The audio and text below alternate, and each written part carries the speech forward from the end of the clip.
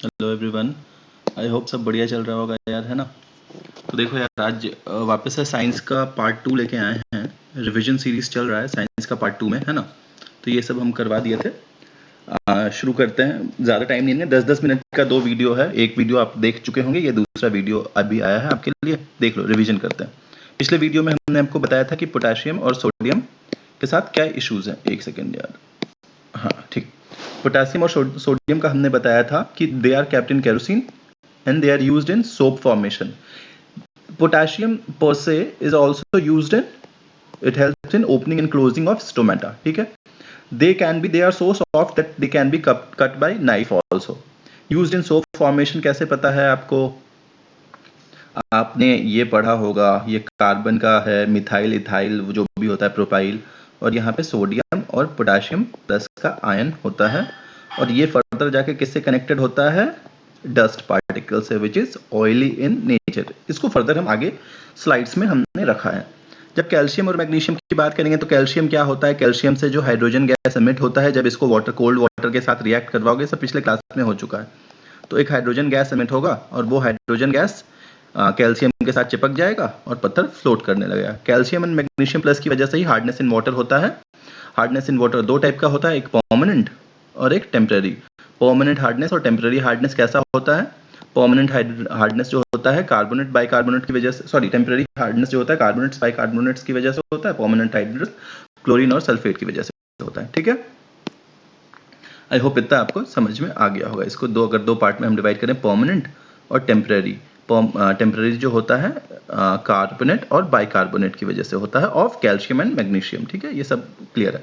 Distillation process क्या है? दो मिसिबल लिक्विड, जो लिक्विड आपस में घुल मिल जाते हैं, देख लेने तो रिकॉर्डिंग कर रहे हैं कि नहीं, तो पता चला नहीं हो रहा है। हाँ ठीक है, जो दो लिक्विड आपस में मिल जाते हैं उनको सेपरेट करने का प्रोसेस है, जिसको कहते हैं डिस्टिलेशन। ठीक है, और एक प्री रिक्विजिट है कि दोनों का बॉइलिंग पॉइंट डिफरेंस होना चाहिए। अगर बॉइलिंग पॉइंट का डिफरेंस 25 डिग्री सेल्सियस या 25 केल्विन से कम है तो फ्रैक्शनल डिस्टिलेशन यूज करेंगे। ये याद रखिएगा, फ्रैक्शनल डिस्टिलेशन कब यूज करते हैं? जब बॉइलिंग पॉइंट कितने से कम हो?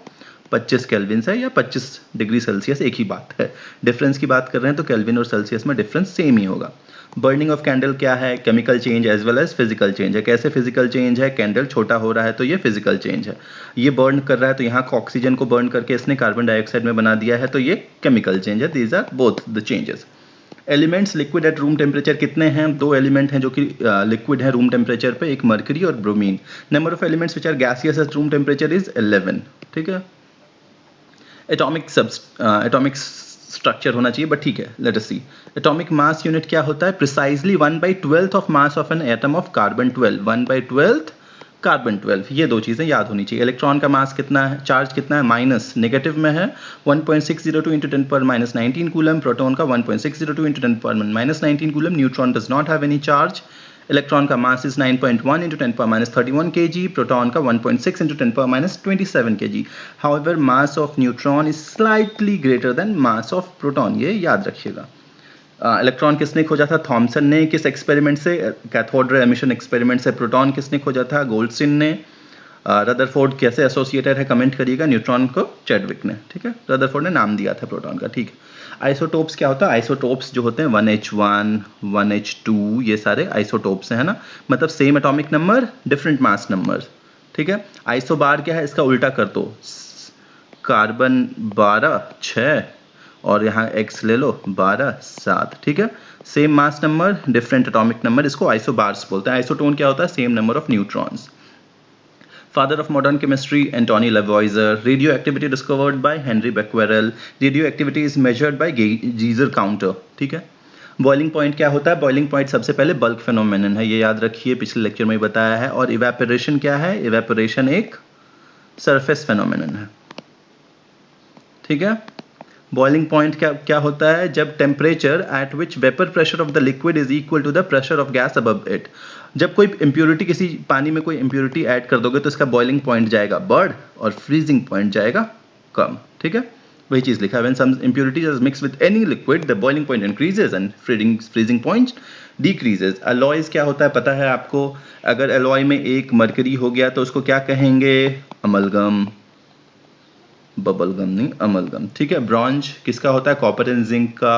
ब्रास कॉपर एंड जिंक का होता है, ब्रॉन्ज कॉपर एंड टिन का होता है, लेड एंड टिन मिला के शोल्डर होता है। लेड एंड टिन किस में यूज होता है? फ्यूज वाले मटेरियल में। क्यों? क्योंकि इसका resistivity resistance should be more and boiling point should be less.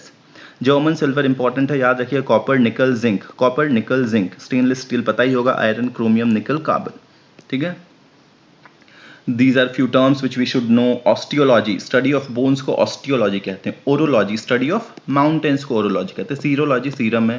Geology पता है, structure of earth। Viticulture grape से related है। Apiculture bees से related है। Sericulture silkworm से। Pisciculture fish से, ठीक है। Viticulture किससे? grapes से। स्टरीफिकेशन क्या होता है? कार्बोक्सिलिक एसिड और अल्कोहल को जब मिलाओगे तो ईस्टर बनेगा, और उसका उल्टा कर दोगे यानी ईस्टर प्लस अल्कलाइन मीडियम में डालोगे तो सोप बनेगा। इसको सपोनिफिकेशन कहते हैं। मतलब स्टरीफिकेशन एंड सपोनिफिकेशन आर एक दूसरे का उल्टा। सपोनिफिकेशन देख लो, soaps are sodium and potassium salt of long chain fatty acid. ये लॉन्ग चेन का फैटी एसिड है, ये सोडियम या फिर यहाँ पे पोटेशियम प्लस कर दो। और ये देखो, ये जो लॉन्ग चेन फैटी एसिड है, ये किसके टच में है? ये डस्ट पार्टिकल है या ऑयल बोल दो। Mainly dust particles are oily in nature.